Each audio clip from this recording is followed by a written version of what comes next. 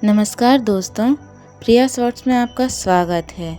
यहाँ हम लाते हैं आपके लिए धर्म, भक्ति और पूजन से जुड़ी जानकारी आसान भाषाओं में। आज हम बात करेंगे नवरात्रि के चौथे दिन की, जिसमें माँ दुर्गा का चौथा स्वरूप माँ कूष्मांडा के बारे में है।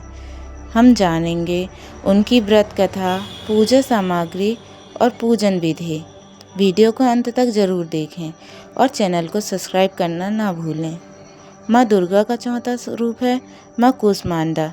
संस्कृत में कूष्मांडा का अर्थ है कु मतलब थोड़ा, ऊष्मा मतलब ऊर्जा या गर्मी, और अंड का मतलब है ब्रह्मांड।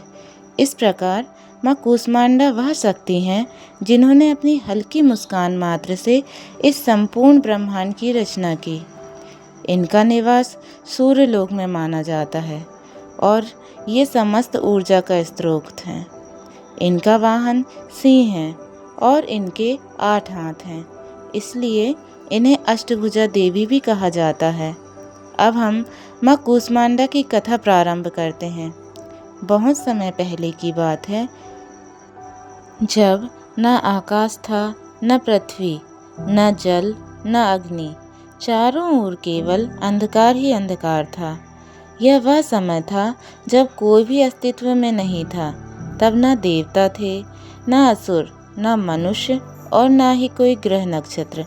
पूरा ब्रह्मांड एक अंधकारमयी रिक्तता में डूबा हुआ था। उसी समय एक दिव्य तेज उत्पन्न हुआ। यह एक मुस्कुराती ज्योति, जिसकी मुस्कान से पूरा ब्रह्मांड उज्जवल हो गया।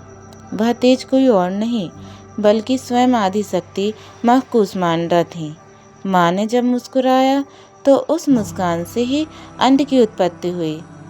अंड मतलब ब्रह्मांड की, इसलिए उन्हें कूष्मांडा कहा गया, जिसका अर्थ है कु थोड़ा, ऊष्मा ऊर्जा, अंड मतलब ब्रह्मांड, मतलब जिसने थोड़ी सी ऊर्जा से संपूर्ण ब्रह्मांड की रचना की। माँ ने अपनी शक्ति से सूर्य को प्रकट किया, फिर चंद्रमा को, अग्नि, वायु, आकाश, जल, पृथ्वी, ये सभी तत्व माँ की शक्ति से ही अस्तित्व में आए। माँ कूष्मांडा ने न केवल सृष्टि की रचना की, बल्कि उनमें जीवन भर का संचार भी किया। उन्होंने ही देवी देवताओं को शक्ति दी, सप्त ऋषियों को ज्ञान दिया, ग्रहों को गति दी और संसार को नियम और धर्म की व्यवस्था दी।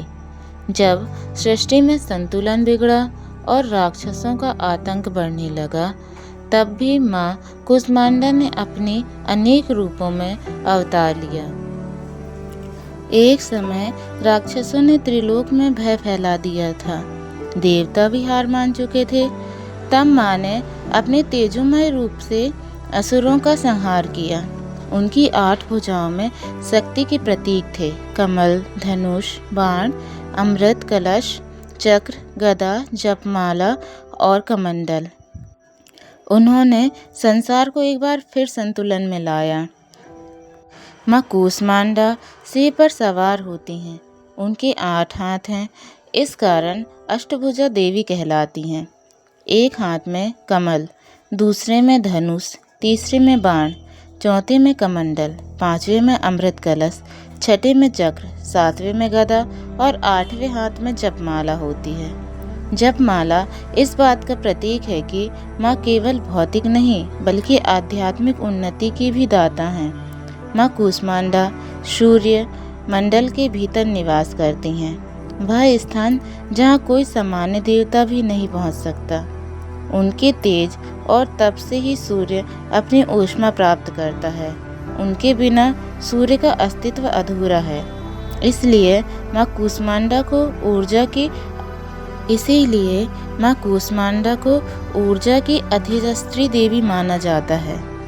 माँ कूष्मांडा की पूजा के लिए क्या क्या सामग्री की आवश्यकता होती है?